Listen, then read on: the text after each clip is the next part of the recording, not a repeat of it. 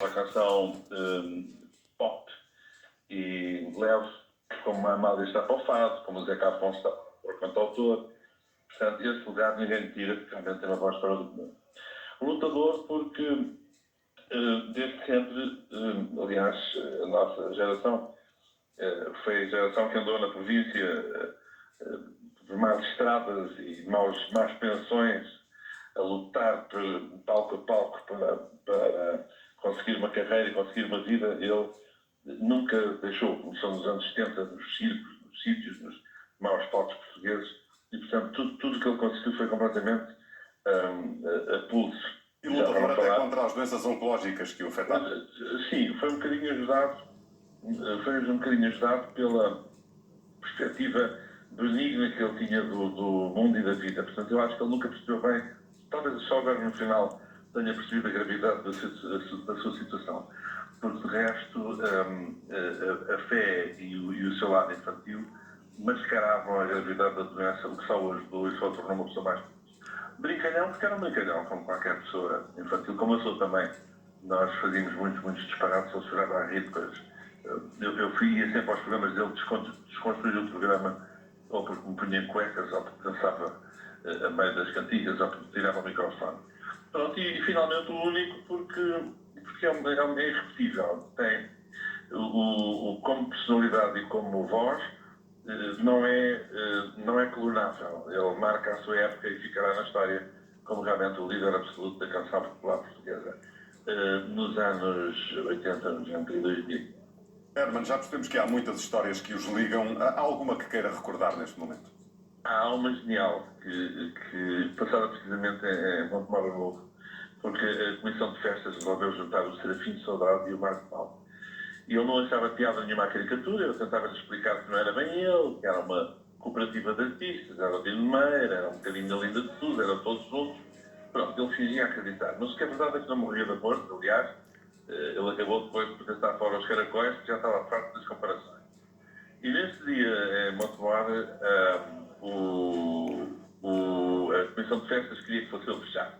O Marco Paulo recusava-se a abrir espetáculos, era sempre ele que fechava e, portanto, eu disse lá aos organizadores, olha, não façam isso, porque não vai dar bom resultado, nem ele vai querer. Mas nós temos a falar com ele, e ele disse que está tudo bem, duvido, mas vamos ver. Chegou à noite, ele entra no camarim com um exemplar do semanário 7, que trazia na capa Morreu Grace Kelly. Aliás, dá para saber precisamente a data, porque foi o dia em que morreu Grace Kelly.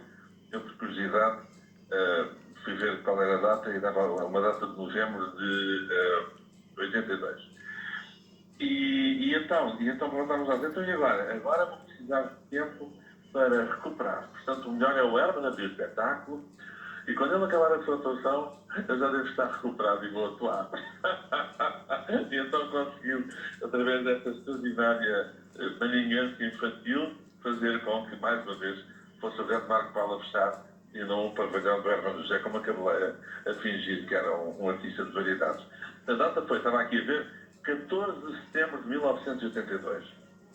Fica-se registro, Herman José, obrigado pela disponibilidade para, neste jornal, em direto, comentar a morte de Marco Paulo. Um grande abraço e parabéns pela vossa homenagem, que foi muito bonita. Muito obrigado. Obrigado. E são muitas as reações à morte de Marco Paulo, desde logo considerado um ícone da música ligeira. O cantor deixa um legado também aos muitos amigos que fez no mundo do espetáculo, como Herman José, e em particular aos músicos de várias gerações. Maravilhoso coração, maravilhoso. Marco Paulo tocou muitos corações e milhões de vidas. Em todas deixou memórias, em muitas inspiração. Tiago Paz Dias é disso um exemplo. Maravilhoso coração, maravilhoso. Meu companheiro nos caminhos desta vida. Mesmo não tendo discos em casa do Marco Paulo, o Marco Paulo existia no ar, no país, não é? Portanto, em que a certa altura, pronto, eu vou buscar o meu filho mais novo à escola e ele aparece-me a cantarolar uma canção essa que era uma canção do Marco Paulo, e eu achei muito curioso, como é que um miúdo daquela idade tinha tido acesso à canção do Marco Paulo, e ele explicou-me que tinha a ver com os TikToks e com os amigos e tal, que era uma coisa bem trend, E tudo isto, quer dizer, foi a partir daqui que começou a surgir esta ideia do Para Sempre Marco. A homenagem que o cantor ainda chegou a ver e a aplaudir. Marco fez amigos principalmente na música porque foi para ela e por ela que viveu um início de carreira difícil. Marco Paulo é aqui, para além da sua obra musical, eu diria o protagonista de uma história muito portuguesa, que atingiu o sucesso graças a um talento e a um dom que tinha, uma voz de facto inigualável. Eu diria que o Marco Paulo hoje podia ser aquilo que nós chamamos um crooner, portanto alguém que podia ser o nosso Frank Sinatra em matéria de dom e de talento vocal. Quem fui, quem sou, onde vou, só eu sei, mais ninguém sabe. Ninguém. Marco Paulo assina com a Valentim de Carvalho e substitui um outro ícone da época. A luta foi grande para chegar ao mundo do espetáculo.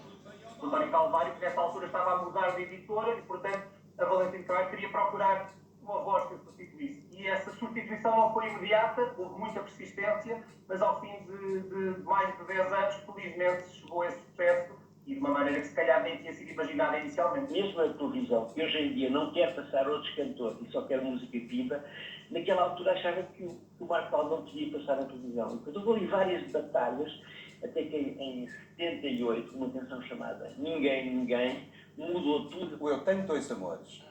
Onde é que eu ouvi pela primeira vez esta canção? Era um lado B de um single de uma banda grega que tinha passado pela Eurovisão.